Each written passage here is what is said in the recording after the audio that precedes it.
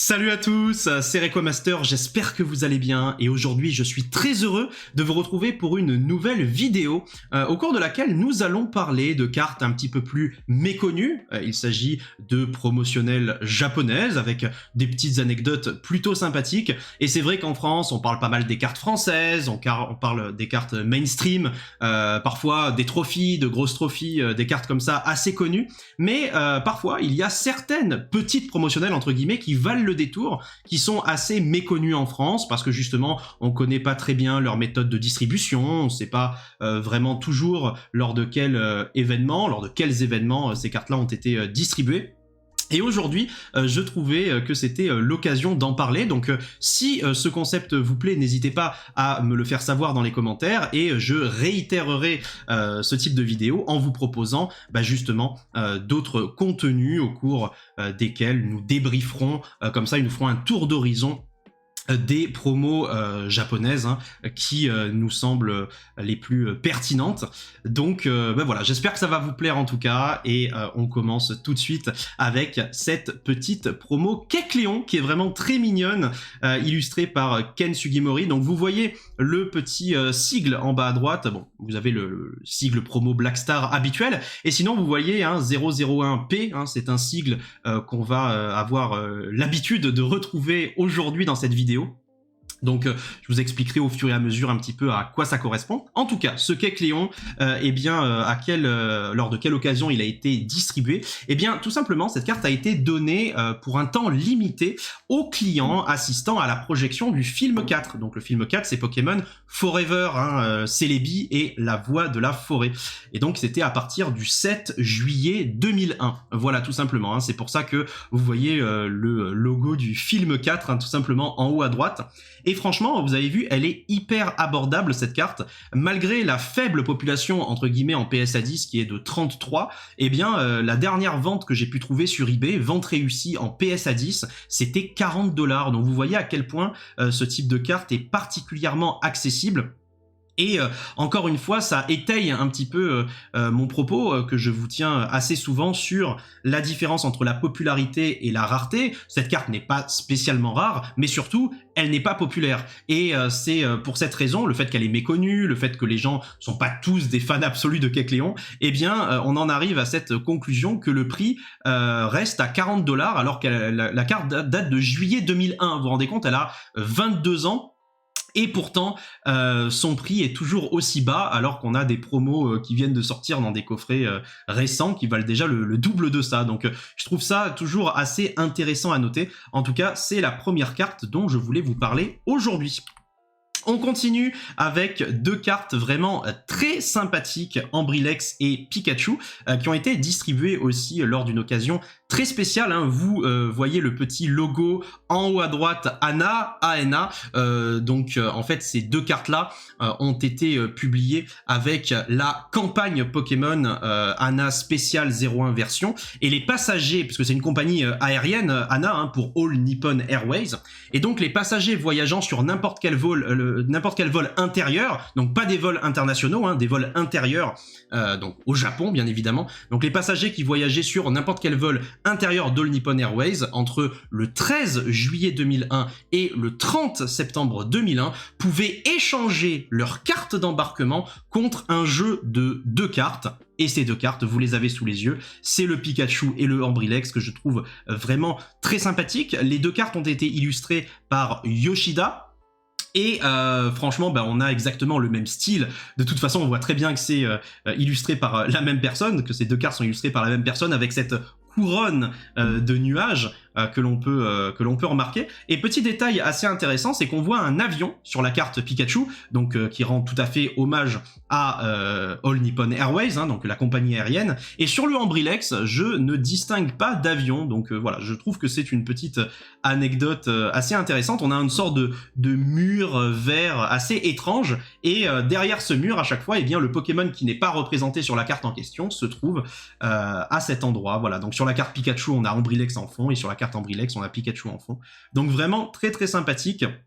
deux petites cartes promo qui ont donc le même sigle, hein, 004P. C'est pour ça que quand vous les recherchez par exemple sur Bulbapedia, eh bien vous mettez P promo, hein, P promotional cards, et en général vous les trouvez assez facilement. Au niveau du prix, encore une fois, elles sont très accessibles malgré leur âge, malgré leur ancienneté. On est à 200$ hein, sur du PSA 10 pour Pikachu, et on est à 80$ pour Ambrilex. Donc vraiment des cartes très jolies et vraiment très accessibles. Donc je trouve ça assez marrant. On continue avec ce très joli Celebi illustré par Kusajima, donc Hajime Kusajima. On repère un petit peu les couleurs chères à Kusajima dans le fond de l'illustration. Et comme vous le voyez en haut à droite de votre écran, eh bien cette carte a été publiée lors du volume 13, bien évidemment du Card Trainer Magazine. Donc ça faisait déjà un petit moment hein, que le magazine avait été publié. Le volume 13, il date de septembre 2001. Et sur la devanture, hein, sur la couverture même du magazine, on pouvait voir le Dracofeu. Là, on dirait qu'il est illustré par Kusube.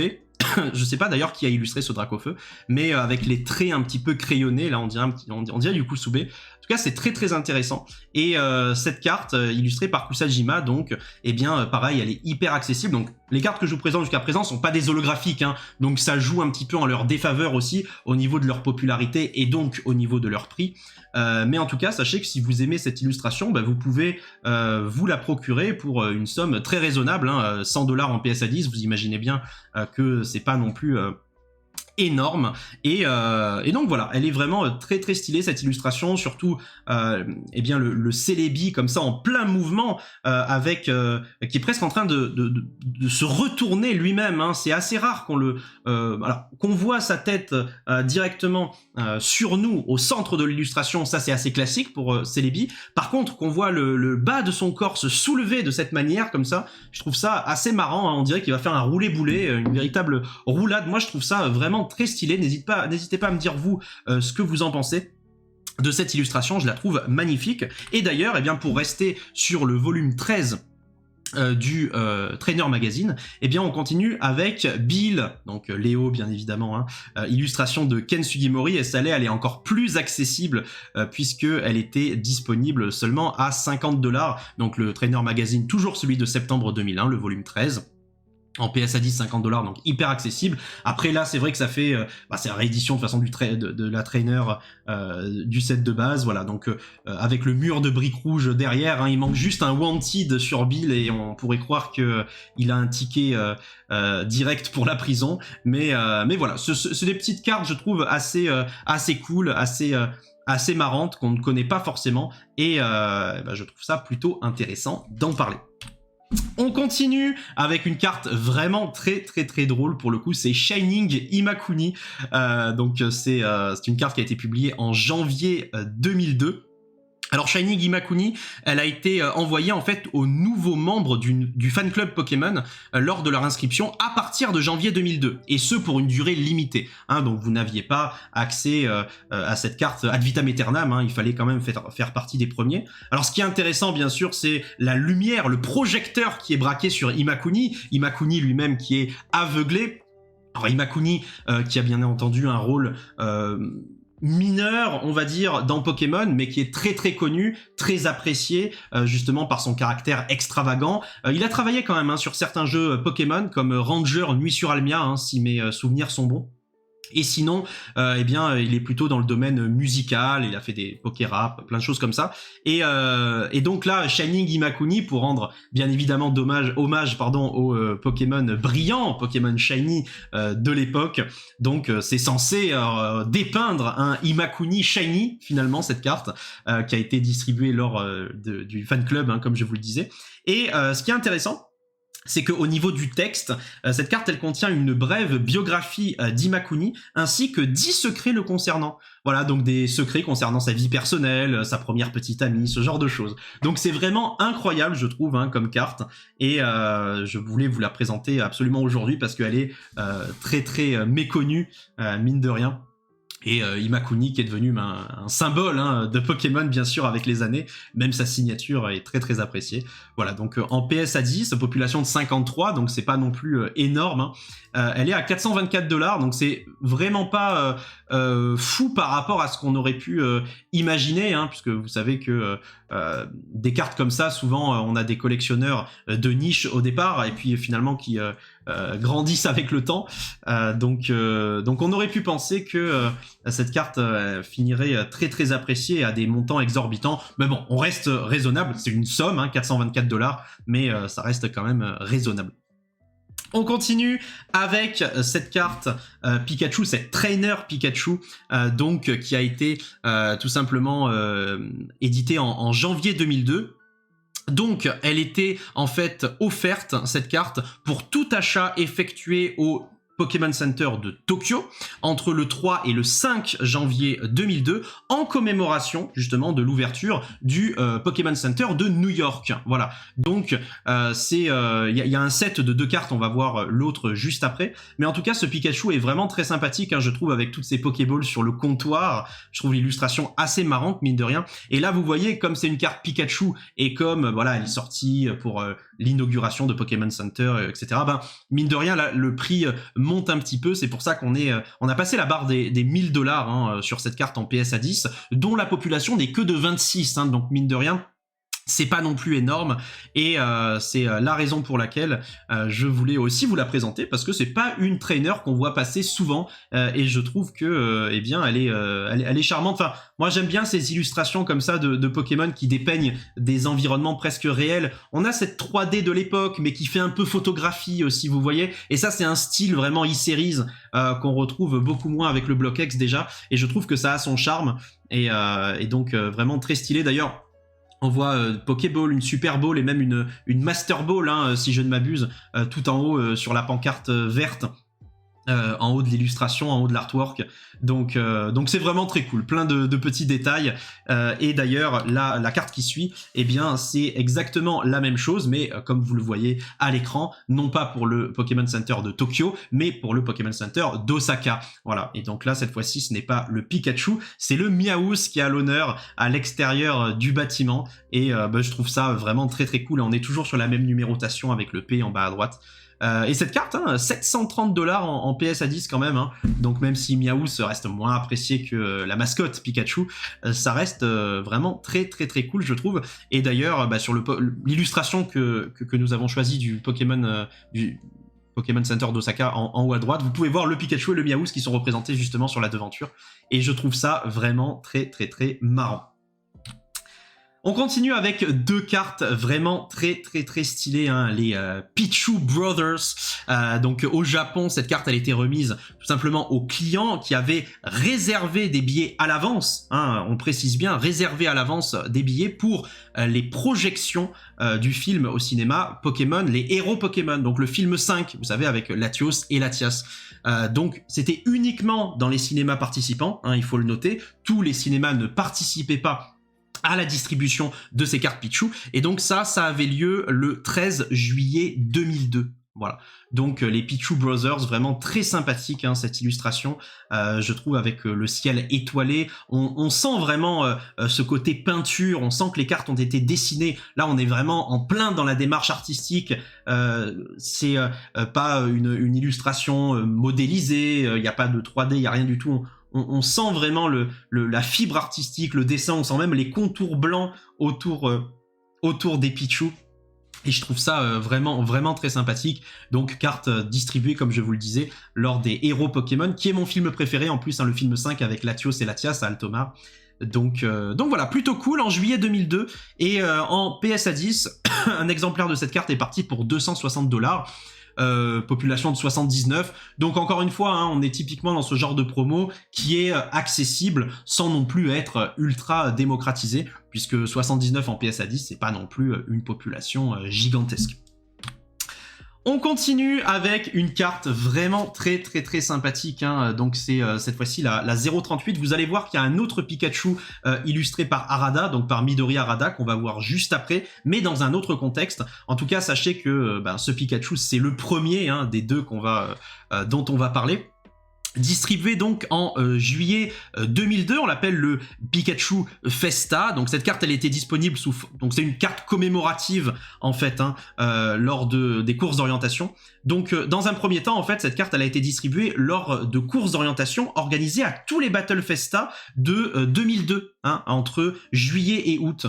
Donc il y a eu plusieurs Battle Festa qui ont eu lieu au Japon à divers endroits, et à chacun de ces événements, eh bien il y avait une carte Pikachu disponible. Alors il fallait, ceci dit, réussir à rassembler 3 tampons. Hein. Il fallait réussir à rassembler 3 tampons en visitant chaque événement. Et ceux qui réussissaient justement à avoir ces 3 tampons, ils gagnaient le droit d'obtenir cette carte, ce Pikachu 038P, hein, numéroté en bas à droite, encore une fois une Black Star, hein, promo, donc illustré par Midori Harada. Très sympa, hein, je trouve, cette illustration, vraiment très très cool. Et vous allez voir qu'Harada a illustré un autre Pikachu, on va en parler juste après, population de 81, 456 $ en PSA 10. Encore une fois, carte accessible, mais c'est pas une holographique, donc ça commence quand même à représenter un petit montant pour une carte non holographique, même si elle est vraiment très jolie. J'aime beaucoup eh bien le dessin. Ce que j'aime beaucoup, c'est ce Mewtwo qui est là en photobombe derrière. On voit simplement le bas de son corps, hein, le haut de son corps est complètement coupé, on ne voit rien du reste. Mais en fait, ce que j'aime avec cette illustration, c'est cette impression de destruction. C'est-à-dire que on a l'impression que Mewtwo a détruit l'intégralité du décor qui entoure Pikachu. Il a détruit le bâtiment, il ne reste plus que des reliquats d'escalier, tout le reste s'est effondré. Dans cette vague de destruction, eh ben on a Pikachu qui est quand même content, qui est joyeux, posé sur un débris comme ça. Donc c'est toujours cette impression que cette carte m'a laissé, et c'est pour ça que je la trouve assez marrante. Je trouve qu'il y a même quelques vagues Dragon Ball un petit peu, donc je sais pas, moi personnellement je la trouve vraiment très très très cool, cette carte Pikachu illustrée par Harada. Et vous allez voir qu'on va parler d'une autre carte Pikachu. Déjà, on va voir la fresque complète de Midori Harada, donc publiée en août 2002, Pokémon Happy Adventure Rally en 2002. Donc c'est une fresque, vous savez, comme Southern Island notamment, on avait un tableau complet avec plein de Pokémon disponibles sur ce tableau, sur cette fresque, et ensuite des illustrations de chaque Pokémon distribuées sur à chaque fois des cartes différentes. Et ben là c'est un petit peu le même principe. Chacun des Pokémon que vous voyez ici, et ben aura une carte à son effigie, à commencer par le Pikachu illustré par donc Midori Harada. Donc c'est la V2, hein, c'est pas la même, hein, comme vous voyez voir, c'est pas la même numérotation, et c'est pas non plus la même illustration, puisque le Pikachu ici, il n'est pas simplement posé sur le débris, mais il est en plein mouvement, en train d'envoyer des décharges d'électricité. Mais on voit très bien, je vous remets la carte précédente, que c'est exactement le même endroit, avec les escaliers, avec le Mewtwo qui est coupé en deux comme ça, et puis tous les débris. Et là on a le Pikachu qui est à cet endroit-là, mais qui voilà, est dans une petite comment dire, démarche de combat, hein. On dirait qu'il va attaquer avec des décharges électriques. Donc vraiment très très très sympa cette carte. Et vous voyez en haut à droite, eh bien un trajet de métro, tout simplement. Et oui, c'était la méthode de distribution de ces cartes en fait. Donc déjà, il faut savoir que ce Pikachu, comme je vous le disais, c'est un reprint du Pikachu Festa, distribué lors de cet événement Pokémon Happy Adventure Rally en 2002, qui se déroulait justement sur la ligne ferroviaire Yamanote, au Japon. Donc vous voyez Yamanote Line, hein, sur le petit croquis en haut à droite. La ligne de métro en fait, tout simplement. Donc la ligne de métro est en vert, c'est celle qui fait un tour complet.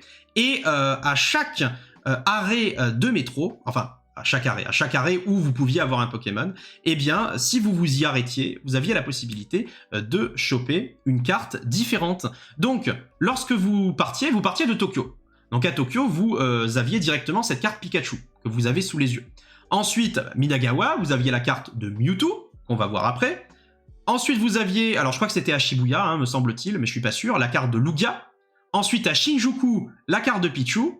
À Ikebuka, où je sais plus comment ça s'écrit exactement, mais vous aviez la carte de Entei. Et enfin, lorsque vous reveniez à Tokyo, donc au point de départ, eh bien vous obteniez la carte Celebi, dont je vais parler un petit peu après, mais c'est vraiment la boucle qui est bouclée avec Celebi, c'est-à-dire vous avez fait le tour complet de la ligne, et quand vous reveniez au point de départ, eh bien vous aviez la possibilité, la chance d'obtenir Celebi, donc ça... Je trouve ça transcrit très bien cette idée de voyage temporel. Hein. On est parti d'un point A, on est revenu à ce point A, mais en ayant voyagé dans le temps finalement. Donc je trouve que c'est vraiment très bien par rapport à Celebi. Ça décrit cette idée de voyage temporel. Donc je vous ai montré le Pikachu, on passe au Mewtwo maintenant, la deuxième carte, qui était disponible donc dans le deuxième arrêt de métro. Donc très très très stylé, hein, je trouve cette illustration également. Enfin on voit le haut de Mewtwo hein, ici, tout à l'heure on voyait que le bas. Vous remarquez quand même les éclairs de Pikachu hein, en bas à gauche, hein, voilà, Pikachu qui est en train d'utiliser son attaque électrique, donc forcément il y a des éclairs qui transparaissent à gauche de l'illustration. Mewtwo lui est en train d'envoyer des vagues psychiques. Et de toute façon, vous avez l'illustration complète ici, hein. Encore une fois, ça fait partie de la fresque. Et Mewtwo est en train d'envoyer des vagues psychiques, et donc je trouve ça vraiment très stylé. Cette carte est magnifique, hein. 360$ donc en PSA 10 pour une population de 98, donc ça reste vraiment très très... Bon, il y a pas mal d'exemplaires quand même de cette carte, puisqu'on arrive à 100. Sur Pikachu on était à 83, donc il y en a quand même plus pour Mewtwo, hein. On rappelle qu'elle était distribuée quand même publiquement à pas mal de gens, mais pour une carte de l'époque c'est pas non plus énorme, hein, vous voyez. Donc très très très sympa en tout cas ce Mewtwo, illustré toujours par Harada, hein, puisque Harada a illustré toute la fresque, donc là toutes les cartes vont être de Harada. Ensuite on continue avec le Lugia, hein, comme je vous disais, troisième arrêt de cette ligne ferroviaire. Eh bien vous vous arrêtiez directement pour choper le Lugia. Vraiment très sympathique, Lugia qui est donc en plein dans les cieux comme ça, donc vraiment très très belle illustration je trouve hein, de Harada. Ensuite nous avons le Entei, c'est l'arrêt suivant. Donc on n'a pas le Pichu. Ah ouais, c'est vrai que c'est marrant, on n'a pas le Pichu, on passe directement du Lugia au Entei. Donc le Entei est vraiment très sympathique, hein, la 043P de Midori Harada, qui est posée sur ses cristaux, hein, bien sûr, comme on peut le voir sur l'illustration originale. Vraiment très très très cool hein, ces cartes-là. Oh pardon, je les trouve magnifiques. Voilà, donc là c'était le Entei. On a le Pichu, voilà, on sait juste qu'elles ont été inversées. Donc d'abord vous avez le Pichu sur la ligne, hein, et ensuite vous avez le Entei. Donc le Pichu là, vraiment très très sympa, hein, la 045. Elle est vraiment magnifique, hein, cette illustration, je la trouve particulièrement réussie. Avec les éclairs hein, qui sortent de son corps, un petit peu comme Pikachu tout à l'heure. C'est un petit peu la même histoire, hein. On dirait qu'il fait une attaque frotte frimousse avant l'heure, hein, parce que cette attaque n'existait pas encore à l'époque. Et puis là, les arbres particulièrement bien dessinés, je trouve, derrière le Pichu, justement. Et puis d'un côté, vous avez la végétation verdoyante, et de l'autre côté, vous avez eh bien, les plantes qui sont... justement soumises aux flammes, une sorte d'incendie. Pourquoi ? Parce que juste à côté de Pichu, il y a le Entei, hein, mine de rien, qui déchaîne sa fureur. Voilà, donc vraiment très très sympathique également. Population de 109, donc là pour l'instant c'est celui, si je ne m'abuse, qui a la population en PSA 10 la plus haute. Ouais, parce qu'on est à 101 pour Lugia, donc 109 pour Pichu. Ça reste pas mal en 10, hein, mine de rien. Et puis ensuite, nous avons donc le Celebi dont je vous parlais juste avant, qui est à la toute fin du parcours, hein, donc quand vous revenez à Tokyo, à la fin de la boucle ferroviaire. D'ailleurs, petit erratum, hein, j'ai dit métro, je pense en réalité c'est pas un métro, c'est plutôt une sorte, comme on dirait en France, une sorte de RER, enfin c'est un train qui fait la banlieue, quoi, hein, finalement, un train régional qui n'est pas un métro, mais qui en tout cas parcourt des distances régional sans non plus aller à l'autre bout du Japon. En tout cas, ce Celebi vraiment très sympathique qui décrit donc, comme je vous le disais très bien, le voyage temporel, puisque en revenant à Tokyo, eh bien vous avez accès à cette très très très jolie illustration dont la population en PSA 10 est de 93. Donc c'est quand même sympathique. 295$. Vous voyez, toutes les cartes que je vous ai présentées aujourd'hui sont accessibles. Vous pouvez vous les offrir assez facilement, je pense, pour vos collections. Et comme elles sont méconnues, bah, je trouve que c'est plutôt cool de les avoir, rien que pour pouvoir raconter à vos amis l'histoire de ces cartes, rien que pour pouvoir leur dire comment au Japon elles étaient disponibles. Bah, je trouve que ça fait partie aussi de l'histoire de notre hobby et de notre passion qu'est Pokémon. Voilà, c'était la dernière carte que je voulais vous présenter aujourd'hui. N'hésitez pas à me dire dans les commentaires si ce concept vous a plu. Si c'est le cas, d'autres numéros sont en préparation. Ils seront diffusés très bientôt. En attendant, je vous remercie infiniment pour votre visionnage et puis je vous donne rendez-vous très vite pour de nouvelles vidéos. Allez, à la prochaine. Ciao tout le monde.